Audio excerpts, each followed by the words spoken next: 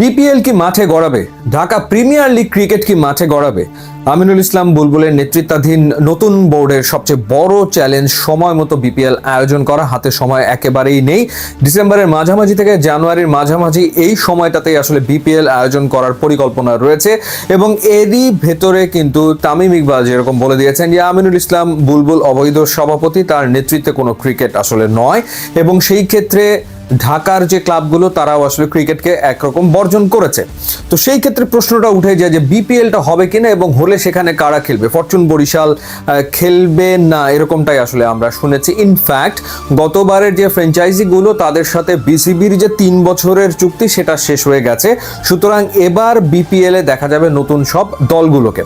Rangpur Riders তারা অংশ নেবে এবং তার সাথে নতুন কিছু দল দেখা যাবে এবং আমিনুল ইসলাম বুলবুল তিনি নিজে বিপিএল এর যে গভর্নিং কাউন্সিল সেটির চেয়ারম্যান হিসেবে রয়েছেন। এর আগেও আমরা দেখেছি যে ফারুক আহমেদ যখন বিসিবি সভাপতি নির্বাচিত হয়েছিলেন তিনি আসলে বিপিএল এর দায়িত্বটা নিজের কাছে রেখেছিলেন এবং একই সাথে ইফতেখার রহমান মিঠু যিনি একেবারে শেষ মুহূর্তে বিসিবি নির্বাচনে অংশ নিয়ে ডিরেক্টর হয়েছেন, তিনি বিপিএল এর গভর্নিং কাউন্সিলের সদস্য সচিব এবং তিনি জানিয়েছেন যে সময় মতোই বিপিএল মাঠে গড়াবে এবং সেই ক্ষেত্রে দলের সংখ্যা হয়তো বা কমে আসতে পারে 5-এ এবং 5টা দল নিয়ে বিপিএল এর নতুন আসরটা মাঠে গড়াবে এবং সেটাকে একটা নিট অ্যান্ড ক্লিন বিপিএল তারা করতে চায়। এখন সেই ক্ষেত্রে কারা অংশ নেবে এবং আর একটা প্রশ্ন হচ্ছে যে মার্কেটিং কোম্পানি আইএমজির সাথে যে চুক্তিটা বিসিবির হওয়ার কথা সেই চুক্তিটা হয়েছে কিনা এবং হলে আসন্ন বিপিএল এ আইএমজি তারা আসলে কাজ করবে কিনা সেটাও একটা প্রশ্ন।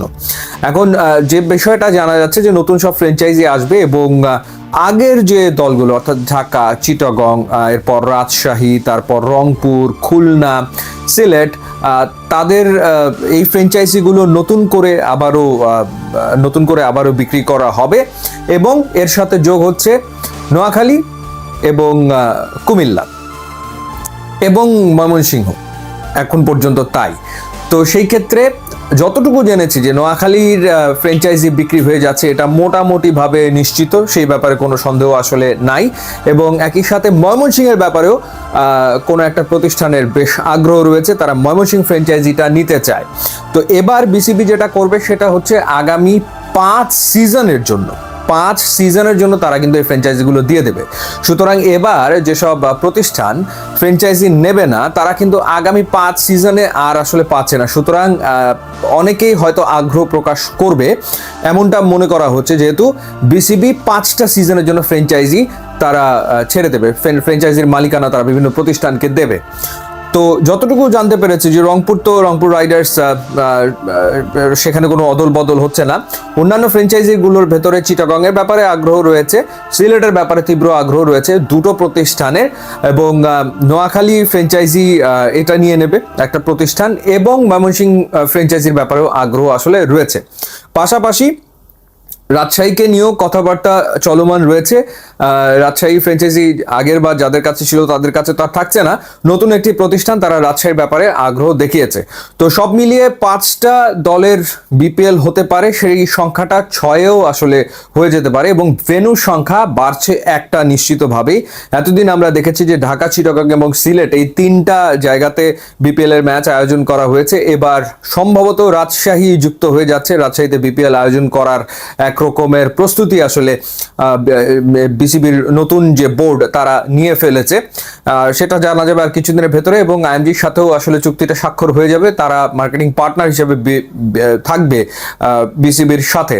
তো কোন কোন প্রতিষ্ঠান আসলে আসছে সেটা দেখার ব্যাপার এবং বিসিবির পক্ষ থেকে বলা হয়েছে বা ইফতেখার রহমান মিঠু বলেছেন যে যারা আসলে ফিনান্সিয়ালি সলভেন্ট এবং যারা সত্যিকার অর্থেই ক্রিকেটে ইনভেস্ট করতে চায় তাদেরকে অগ্রাধিকার দেওয়া হবে। আবার এখানে যে বাইরের প্রতিষ্ঠান আইএমজি যাদের সাথে বিসিবি কাজ করতে যাচ্ছে তারা চাইছে যে ফ্র্যাঞ্চাইজির ক্ষেত্রে বিদেশি কেউ যদি আগ্রহী হয়ে থাকে তারাও যেন এখানে আসে। তো সেই জায়গাটার কোনো সিদ্ধান্ত এখন পর্যন্ত হয়নি, এটা তাদের একটা চাওয়া যে বাইরের কেউ যদি ইনভেস্ট করতে চায়, বাইরের কেউ যদি ফ্র্যাঞ্চাইজি নিতে চায় সেটা যেন বিসিবির পক্ষ থেকে অ্যালাউ করা হয়, যেই ব্যাপারে এখন পর্যন্ত সিদ্ধান্ত হয়নি। মোটা দাগে 5 দল নিয়েই হওয়ার সম্ভাবনা, সেটা 6-এ হতে পারে। নতুন ফ্র্যাঞ্চাইজি হিসেবে নোয়াখালী এবং ময়মনসিংহ বিপিএল এ অন্তর্ভুক্ত হতে যাচ্ছে সম্ভবত।